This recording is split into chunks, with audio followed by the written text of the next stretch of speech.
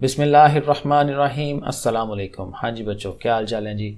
अच्छा भाई, chapter number 5 कर रहे हैं और उसका सेकंड चैप्टर है गवाही के अहकाम और मसाइल। देखते हैं जी इसमें क्या चीज़ें हैं। शुरू करते हैं। कहते हैं गवाही के लिए कुरान और सुन्नत में शहादत का लफ्ज़ इस्तेमाल हुआ है। तो पहला पॉइंट हमें ये याद रखना है कि ये जो गवाही है उसके लिए जो अरबी में वर्ड यूज़ हो रहा है वो है शहादत। शहादत का मतलब गवाही देना। शहादत का मतलब किसी चीज़ या मामले को अपने इल्म के मुताबिक जिम्मेदारी का सबूत देते हुए वाज़े करना है। यानी किसी बात का हमें पता है, किसी वाक़ये का पता है कि ये ऐसे हुआ था और हम पूरी ईमानदारी के साथ पूरी जिम्मेदारी से उस चीज़ को एक्सप्लेन करें, वाज़े करें कि ये इस तरह से हुआ है। और वो हम क्यों करेंगे? ताकि हकदार को उसका हक मिल सके।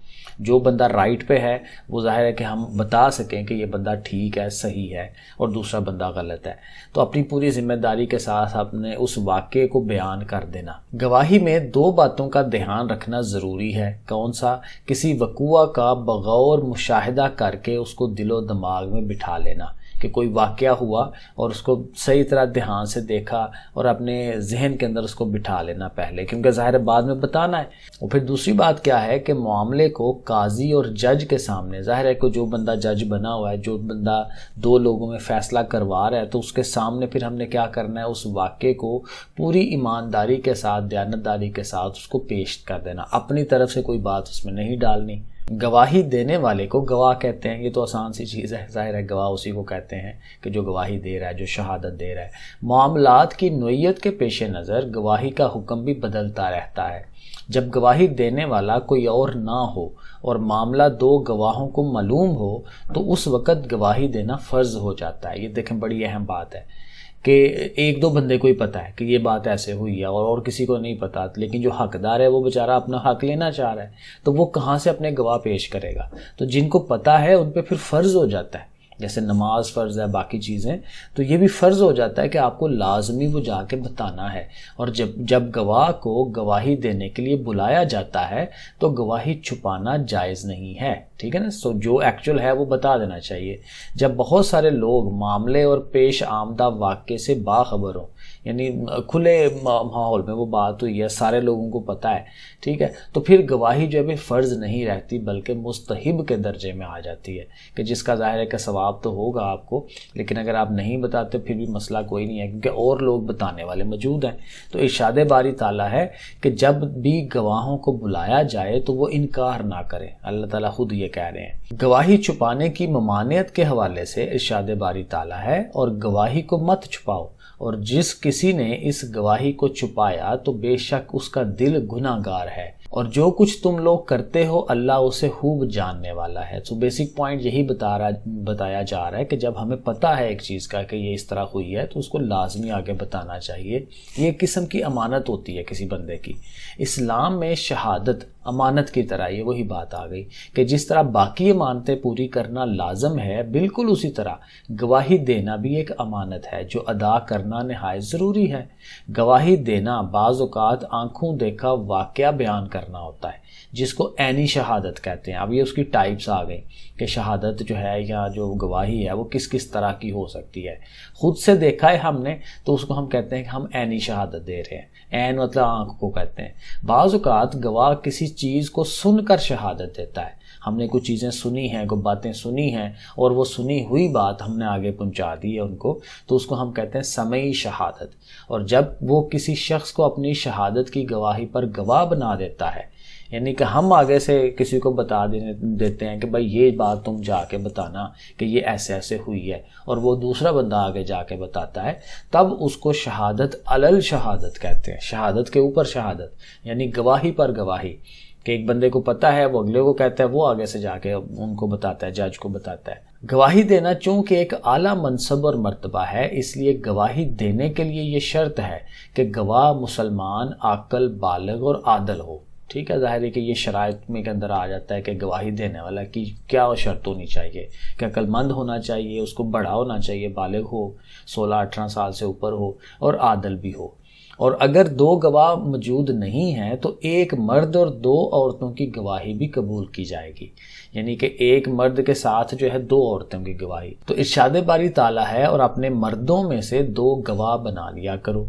پھر اگر 2 مرد نہ ہوں تو پھر 1 مرد اور 2 عورتوں کو گواہ بناؤ، یعنی کہ 2 عورتیں جو ہیں وہ 1 آدمی کی گواہی کے برابر ہیں، جن کو بھی تم گواہوں کے طور پر پسند کرتے ہو۔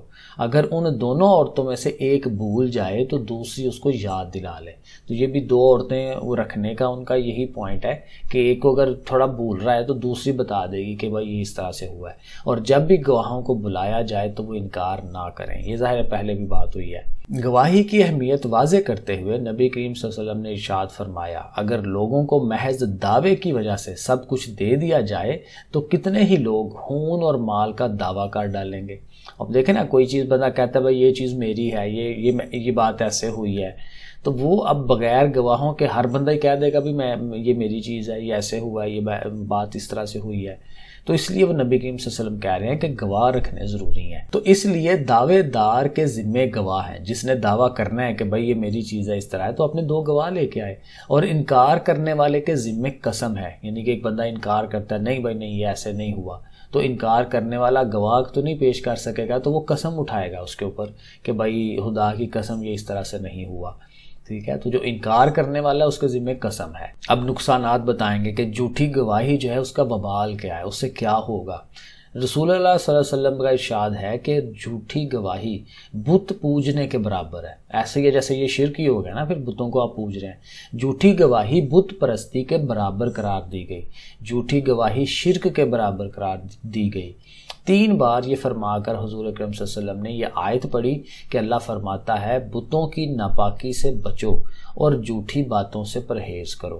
یعنی وہی بات کہ جو جھوٹی بات کرتا ہے وہ اسی طرح سے ہے کہ جیسے وہ بتوں کی عبادت کر رہا ہے۔ تو یہ تو بہت بڑی ایک چیز ہو گئی، کیونکہ یہ تو سب سے بڑا گناہ ہے جو شرک ہوتا ہے۔